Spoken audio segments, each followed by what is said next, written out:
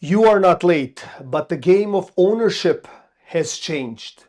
The average first-time buyer in Canada is 40 years old. That is crazy. We'll get into some data of the 90s and the 70s just to compare. And let's get in the video of what is actually going on and how this is actually changing the way you think. So let's start with the age. The first time buyer in Canada is 40 years old. That is old. Let's be real. I mean, you're not old being 40, but just taking on this much at 40 years old might be kind of challenging. We'll get into that in a second. In the 90s, it was around 30 years old. And then if we go back to 70s, the average purchase, first time buyer, was 27 years old. So that pushes a lot of things mentally, physically. It just feels that the time is always ticking and running. And we'll get into that in a second. So, what people actually think. Most people think they missed their chance. They think if they worked harder, saved more, bought earlier, they would have made it. But that's not what is actually happening. So, the real shift, what changed? Buying a home used to be the start of a life. And that is true. In the 70s, 27 years old, that's the average. Think about that. Some people bought in 22 or 23. Today is 40. That's almost double. Now, it's being pushed to the middle of the life or even towards the end of a lifetime cycle, right? I'm not saying you're done at 40, but it's a life cycle.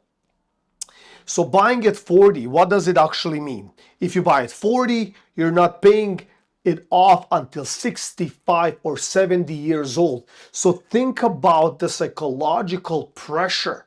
I mean, I'm sure even if you have kids, if you maybe started late or you couldn't have kids and then you had kids at 40, right? Or 40 plus, right?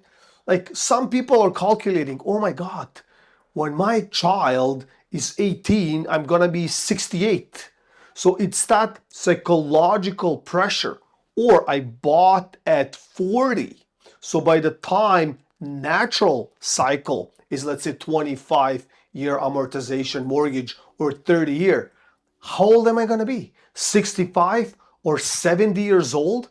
Can I even make payments? Can I even work? Will I be healthy at 65 or 70 that I can push 100% to deliver on these mortgage payments?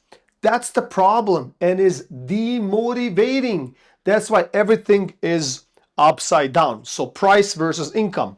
Back then, homes were 2 to 3 times the income versus now, and they're probably at 9, 10, or 12 the income. And it is demotivating. Doesn't matter what you do, it feels like you're completely losing. So why people still try? This is a big one. People are still trying to buy, not because it makes sense, but because it feels necessary. And I heard it so many times. I don't want to rent, I need to buy, I need to figure this out. Part of ownership, part of ego, part of so many things, right? Does it make sense? I don't know. Does it really make sense nowadays? That's the problem. So it is a fear of missing out, fear of renting forever, and the pressure to move forever. Because when you're a renter, there's a potential chance they might sell, kick you out, and all of the other stuff. The motivating collapse, if the entire life becomes work, pay mortgage, and repeat, it becomes like a work cell, like a hamster on a wheel, and it becomes demotivating because the entire life focus is on that mortgage, how old I'm going to be, what's left, how many payments left, can I even make that payment? So it becomes that, cycle of a never-ending cycle, basically. And it can tear down people within. So the breaking point is when people are starting to delay buying, and we see it in the market. People are stepping back because they're still calculating, and people leave entirely. I know so many people, whether they're commenting on this channel, whether I speak to them via email or I have some conversations on the phone, and they say, look, I left. I went to the Caribbean, I left here, I left there. They are flying all across the world. They don't want to be tied up. They just don't want those burdens anymore. It feels like people had enough, like they want to be out of this cage. Like, don't get me wrong, people want to work. People want to make money. People want to own. That's the whole point. Like, it's the pride of ownership. But people don't want to be suffocating for 5 decades in order to make something happen. So where does it lead? The ownership stops making sense, less demand, more hesitation, and the shift in housing. And we see it even with the price feathering down and interest rates being where they are.